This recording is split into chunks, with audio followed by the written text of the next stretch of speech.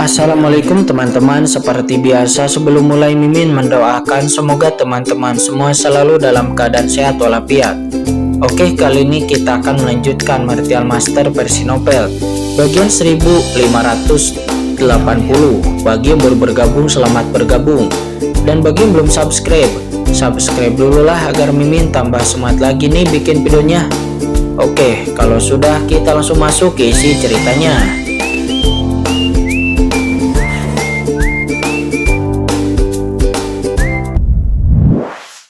Akan tetapi ketika dirinya melihat harta-harta karun tersebut, dirinya langsung menyerah. Karena tertulis dengan jelas di kios ini bahwa harta karun murah di dalamnya itu bahkan bernilai puluhan kristal kosmik tingkat menengah, yaitu setara dengan ribuan kristal kosmik tingkat rendah. Dan yang lebih mahal bahkan bernilai ratusan kristal kosmik tingkat menengah. Kultivasi Qinchen sebelumnya saja telah menghabiskan seluruh kristal kosmik tingkat menengah yang dirinya miliki. Dan dirinya hanya memiliki beberapa kristal kosmik tingkat rendah yang tersisa saat ini.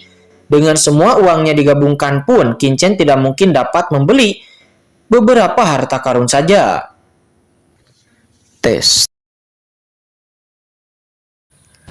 Mata Qinchen kemudian tertuju pada salah satu harta karun tingkat supreme. Harta karun tingkat supreme ini dihargai 3000 kristal kosmik tingkat rendah, yang memberi Qinchen pemahaman umum tentang nilai harta karun di sini. Harta karun tingkat supreme biasa itu adalah yang termurah. Harta karun tingkat supreme yang sedikit lebih mahal nilainya berkali-kali lipat. Dan beberapa harta tingkat setengah langka transenden hampir langka. Harta-harta transenden setengah langka dianggap tidak berguna bagi sebagian besar orang yang berkuasa, biasanya tidak akan diperdagangkan kecuali diperoleh setelah membunuh musuh dan dapat dijual jika tidak berguna bagi Anda. Dibandingkan dengan harga harta karun tingkat supreme, harga beberapa bahan yang belum pernah dilihat oleh Qinchen sebelumnya itu sangatlah tinggi. Qinchen bahkan melihat harta kristal kosmik kelas menengah dihargai puluhan ribu. Hati Qinchen tiba-tiba tergerak ketika dia memikirkan beberapa bahan dan harta yang tidak diketahui pada senjata ajaib luar angkasa dari dua orang yang sebelumnya dibunuh oleh Qinchen. Qinchen tahu betul tentang dirinya melalui kultivasi sebelumnya. Dirinya tahu bahwa jika dia ingin berkembang, maka dirinya akan membutuhkan kristal kosmik dalam jumlah besar, terutama kristal kosmik tingkat menengah. Tetapi dirinya tidak lagi memiliki kristal kosmik tingkat menengah di tubuhnya, dan bahkan dia berhutang banyak kristal kosmik kepada Pang Muling. Entah bahan dan hartanya digunakan untuk apa, dan umumnya tidak terpakai. Kalau bisa dijual, mungkin saja Qinchen akan mendapat banyak kekayaan.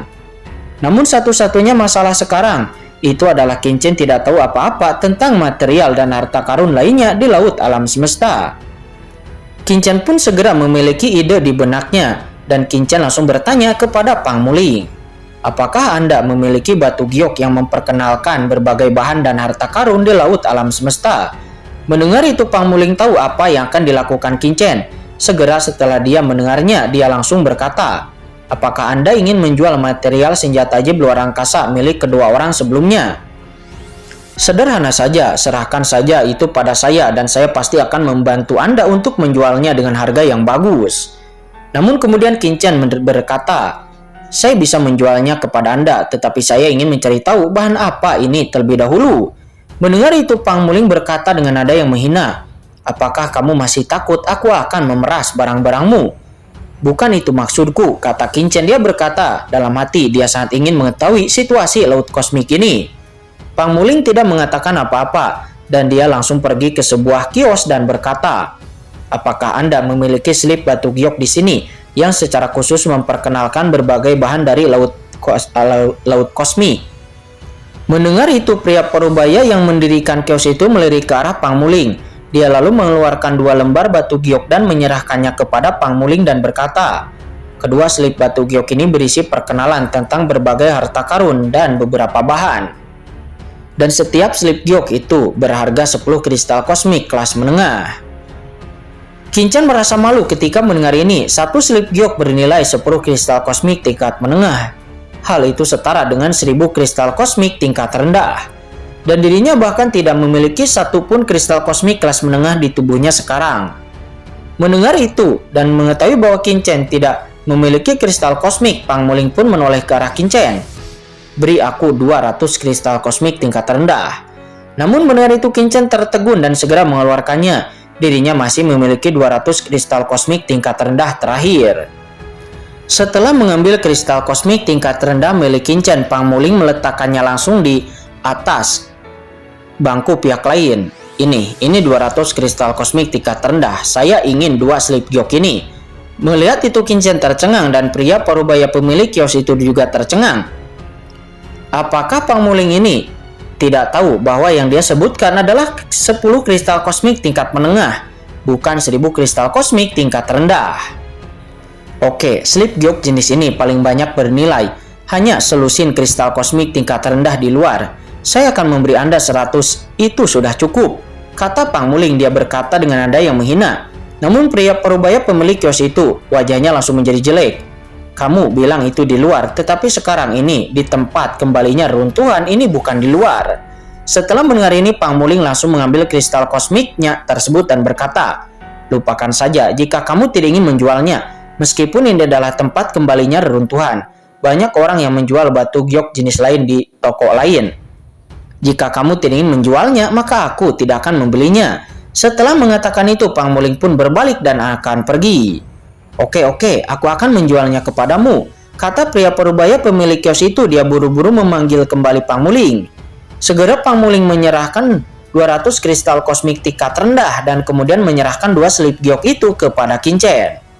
Qin Chen langsung menghubungkan slip giok dan lalu memindai slip giok itu dengan kesadaran spiritualnya untuk memeriksanya. Namun pada saat ini aura menakutkan tiba-tiba saja datang dan lalu dengan keras sesosok tubuh turun langsung dari pinggiran pulau terapung dan lalu mendarat di pulau terapung tersebut. Begitu sosok ini muncul, aura transenden yang menakutkan dengan cepat menyebar, langsung menarik perhatian seluruh orang yang ada di pulau terapung. Praktisi yang baru datang itu ternyata adalah ahli di ranah transenden. Begitu sosok ini muncul, banyak orang di sini menjadi khawatir. Mereka keluar dari gua dan melihat sosok itu dengan penuh perhatian. Orang kuat manapun dapat dianggap sebagai master di tempat seperti lautan kosmik dan tidak boleh diremehkan. Selain itu, ini adalah tanah Guiksu. Meskipun orang kuat yang tidak di ranah transenden tidak dapat menyerang semua orang yang hadir sebelum alam rahasia Guiksu dibuka. Tapi bagaimanapun, setiap orang berada dalam hubungan yang kompetitif dan harus waspada terhadap satu sama lain. Sementara pada saat ini, Qin Chen juga terkejut. Mungkinkah praktisi yang baru datang itu adalah praktisi transenden dari klan kegelapan yang mengejarnya? Namun setelah Qin Chen melihat wajah pihak lain, Qin Chen pun menghela napas lega. Karena meskipun orang di depannya mengenakan jubah hitam dengan wajah seperti elang dan auranya yang dingin, tetapi jelas sekali pihak lain bukanlah ahli transenden dari klan kegelapan yang selama ini mengejarnya, tetapi ahli transenden lainnya. Hal ini membuat Qin Chen tidak bisa menandiri untuk tidak menghela napas lega. Dirinya telah berada di alam semesta asli begitu lama, dan dia hanya bisa melihat leluhur Kaisar Hitam, leluhur klan kegelapan, dan keberadaan menakutkan di lautan virtual yang merupakan ahli transenden. Namun tidak lama setelah Qin Chen tiba di lautan kosmik ini, Qin Chen sudah bertemu dengan 2 pria kuat di ranah transenden. Pada saat ini, begitu pria kuat di ranah transenden itu mendarat di sana, matanya dengan cepat mengamati sekeliling, sepertinya dirinya sedang mencari sesuatu. Ayo kembali ke gua, kata Pang Muling. Pada saat ini, Pang Muling yang berada di samping Qin Chen, dia tiba-tiba mengatakan sesuatu dengan panik. Dan kemudian dia buru-buru berdiri bersama Qin Chen, dan punggungnya menghadap pria kuat dengan janggut abu-abu di ranah transenden yang baru datang itu. Kita sebut saja praktisi transenden ini dengan ahli pria abu-abu. Praktisi pria abu-abu itu muncul dan sepertinya Pang Muling menghindari praktisi pria abu-abu tersebut. Meskipun Pang Muling menyembunyikannya dengan baik, namun jejak kepanikan di matanya tidak bisa disembunyikan dari Qin Chen. Qin Chen merutkan kening. Mungkinkah Pang Muling mengenali pria berjanggut abu-abu tersebut? Qin Chen hendak berbicara, tetapi Pang Muling tidak menunggu Qin Chen untuk berbicara, dan Pang Muling langsung saja meraih tangan Qin Chen, lalu menyandarkan separuh tubuhnya pada Qin Chen dan berkata dengan lemah, "Saya merasakan sedikit tidak nyaman. Kamu bantu aku untuk kembali ke guaku. dan peluk aku, pegang aku, dan jangan lepaskan aku," kata Pang Muling. Sepertinya dia berusaha memeluk Kincen untuk tidak dilihat oleh praktisi berjanggut abu-abu tersebut. Saat ini Kincen hanya bisa tersenyum masam. Dirinya tidak tahu apa ada yang salah dengan Pang Muling saat ini. Maka dia akan seperti ini. Namun Kincen tidak mengatakan apa-apa. Kincen hanya melingkarkan lengannya di pinggang Pang Muling dan lalu membantu Pang Muling berjalan ke depan. Pang Muling nampak terbaring di pelukan Kincen seolah-olah dirinya sangat lemah. Tetapi Kincen bisa merasakan bahwa dia telah merasakan sekelilingnya, seolah-olah Pang Muling sedang menjaga diri dari praktisi transenden berjanggut abu-abu itu. Kincen tiba-tiba merasakan sakit kepala. Dirinya belum pulih dari diburu oleh praktisi transenden klan kegelapan, tetapi tanpa diduga dirinya malah menemui masalah seperti ini lagi. Tapi sangat mustahil baginya untuk meninggalkan Pang Muling di sini. "Majulah, aku punya gua di depan. Hati-hati, jangan terlihat ada yang aneh. Selain itu, bisakah kamu memelukku lebih erat? Siapapun bisa tahu bahwa kamu dan aku bukan pasangan," kata Pang Muling. Pang Muling waspada terhadap lingkungan sekitar di saat mengirimkan pesan suara kepada Kincen, dan bahkan dia menarik Kincen agar memeluknya lebih erat. Awalnya Kincen hanya memegang pinggang Pang Muling, namun kini setelah mendengar kata-kata tersebut, Kincen langsung saja meletakkan telapak tangannya langsung di pinggang Pang Muling. Dalam sekejap, pinggang lembut wanita itu pun langsung tercermin di dalam persepsi Kincen yang pinggang itu sangat lembut. Harus dikatakan bahwa Pang Muling memang terlihat seperti sosok rata-rata dari luar. Namun ketika Kincen benar-benar menyentuhnya, dirinya menyadari bahwa melalui jubahnya itu dapat yang jelas merasakan elastisitas kulit Pang Muling yang ditransmisikan dari pinggangnya. Terlebih lagi, pinggang Pang Muling sangat ramping dan sangat ramping seperti disentuh tangan. Namun pikiran Kincen tidak tertuju kepada pihak lain, tetapi persepsi Kincen tertuju kepada praktisi transenden berjanggut abu-abu di belakangnya. Praktisi berjanggut abu-abu itu sepertinya tidak tertarik dengan segala sesuatu di sekitarnya, tetapi praktisi berjanggut abu-abu itu sepertinya sedang mencari sesuatu. Kesadarannya yang tidak langsung menyebar, bahkan ingin menyusup ke beberapa gua di Pulau Terapung ini. Perasaan ini tidak bermolar membuat semua orang yang hadir tidak jelek.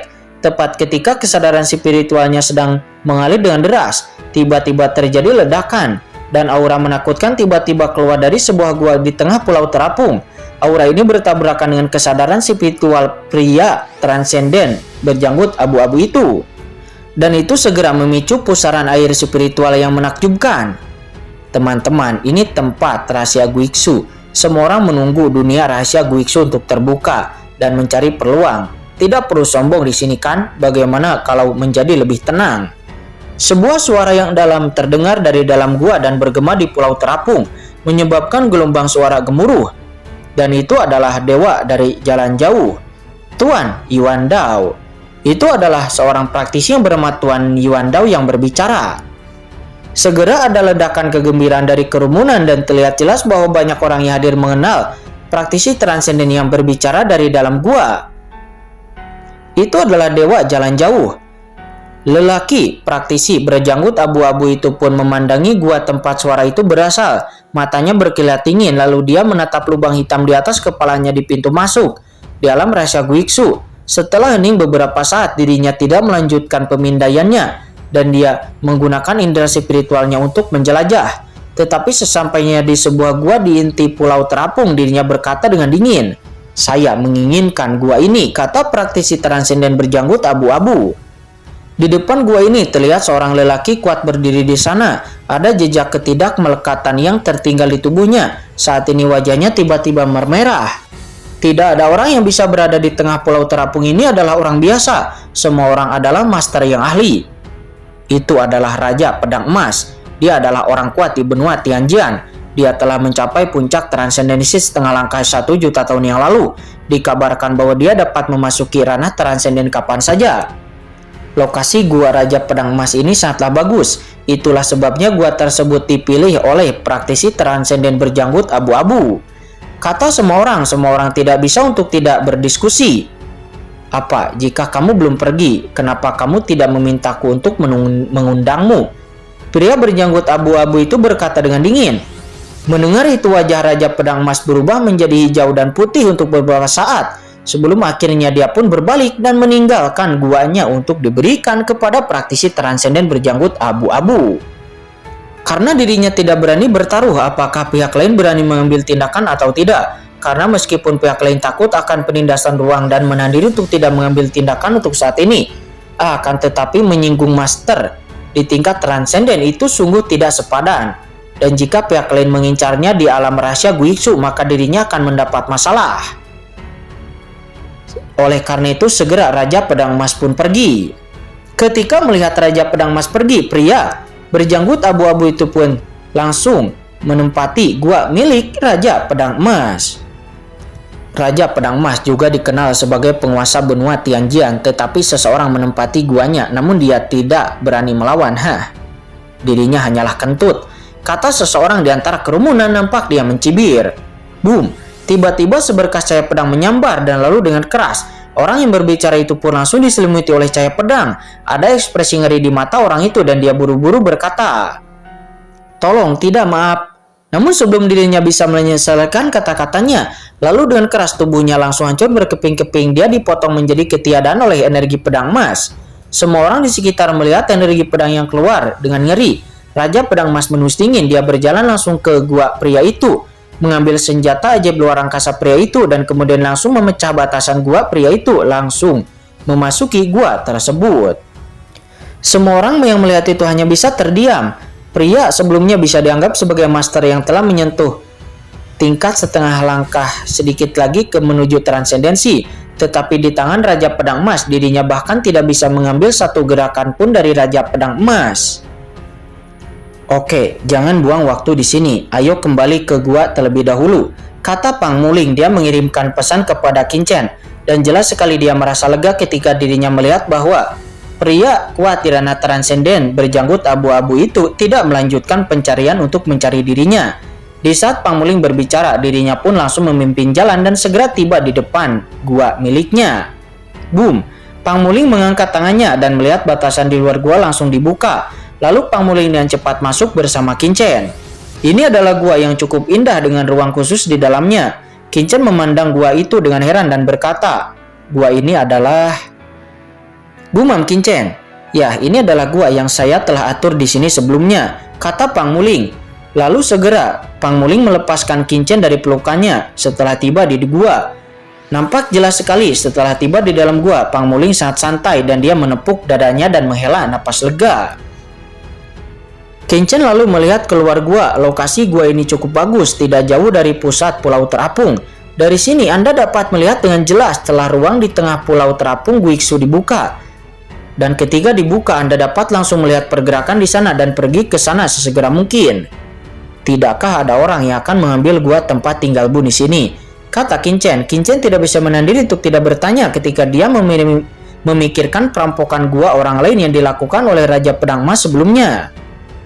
"Hahaha, orang lain tidak akan tahu apakah ada orang di sini, jadi bagaimana mereka bisa datang dan mengambil guaku dengan mudah?" kata Pang Muling. "Jangan berpikir kamu bisa melakukan apapun di sini, tetapi kenyataannya kebanyakan orang tidak akan melakukan apapun tanpa yakin sepenuhnya. Lagi pula, semua orang diteleportasi sekaligus, dan siapa yang tahu siapa yang akan tinggal di gua ini? Lagi pula, bisa memasuki dunia rahasia Guiksu itu adalah sebuah kesempatan bagus.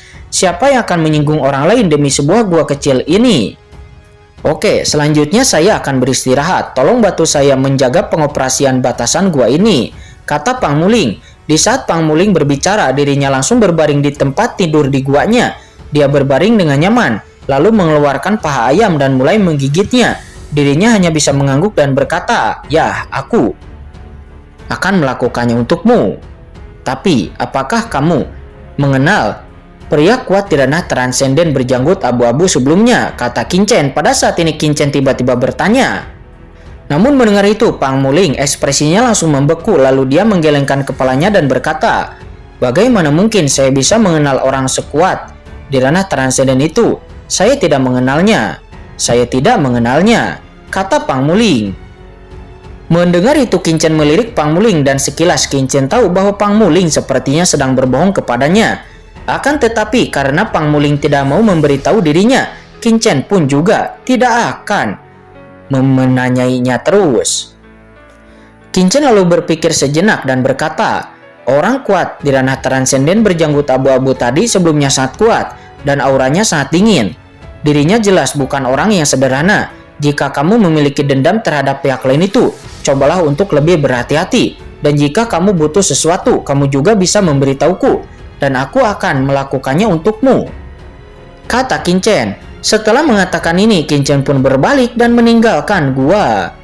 Pang Muling melihat sosok Qin yang pergi. Pang Muling sedikit linglung seolah-olah dirinya baru pertama kali bertemu Qin, dan senyum bahagia muncul di sudut mulut Pang Muling. Si bodoh ini, gumam Pang Muling. Tes.